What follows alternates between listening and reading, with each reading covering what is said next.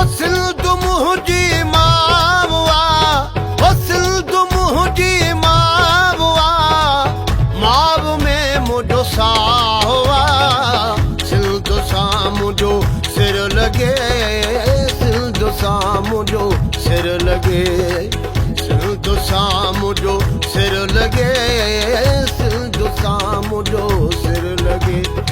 इहो ॿुधाइणु चाहियो था की असां पंहिंजी सकाफ़त न ई विसरंदा, जाॾे बि हलिया वञूं असांखे पंहिंजी सकाफ़त सां प्यार आहे। त अॼु इहो असां जशन करण जो मतिलबु इहो आहे की असां तव्हांखे इहो ॿुधाइणु चाहियूं था असां पंहिंजो जशन जो इज़हार ईअं कंदा आहियूं, असां सभु गॾु आहियूं। हे आई थिंक फर्स्ट टाइम अहिड़ो हूंदो जो छोकिरियूं रैली कढी आहिनि कराची में। सिर लॻे, सिंध सां मुंहिंजो सिर लॻे।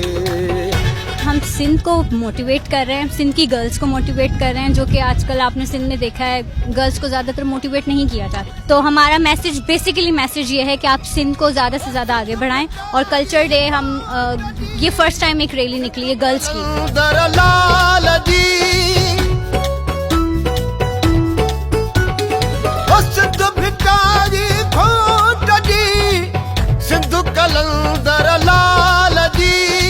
सिंध असांजी अमा आहे, असां हुन जा बच्चा आहियूं ऐं मां असांजी छोकिरियुनि जो रैली कढण जो मक़सदु इहो आहे त असां हिकिड़ो फ़र्क़ु ख़तमु था करणु चाहियूं, हिकिड़ो जेंडर जो फ़र्क़ु ख़तमु था करणु चाहियूं ऐं इक्वलिटी आणणु था चाहियूं त हिकु मर्द सां गॾु हिकु औरत शाना बशाना बीठी आहे।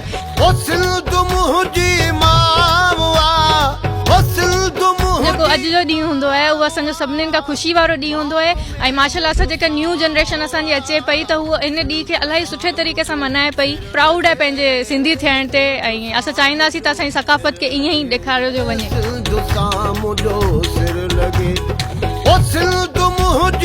छोकिरियूं जन छोकिरा जन पंहिंजो ॾींहुं आहे, सिंधी टोपी अजरक जो सभु जशन मल्हायो ऐं घरां निकिरो, सभु जेको आहे ख़ुशियूं कयो।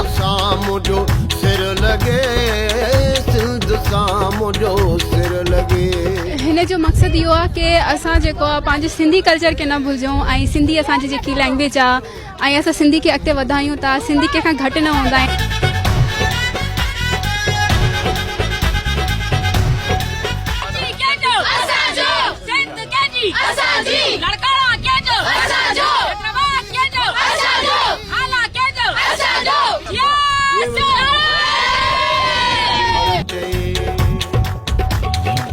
सिंध मुंहिंजी मावा, ओ सिंध मुंहिंजी मावा, माव में मुंहिंजो साहु आहे। सिंध सां मुंहिंजो सिर लॻे, सिंध सां मुंहिंजो सिर लॻे। हर दिसंबर जे फर्स्ट संडे ते एकता ॾियारो मल्हायो वेंदो आहे पूरी दुनिया जे सिंधनि में ऐं हिन पूरी सिंध में। ऐं त हिन जे फाउंडर खे असां सलाम पेश कयूं था त असां सभु सिंधियुनि खे जगाड़ण लाइ मां चवां थी त असांजा जेतिरा बि सिंधी दुनिया में रहंदा आहिनि उहे सभु हिन ॾींहं खे ईअं मल्हाइनि जीअं पंहिंजी ईद खे मल्हायो वञिबो आहे।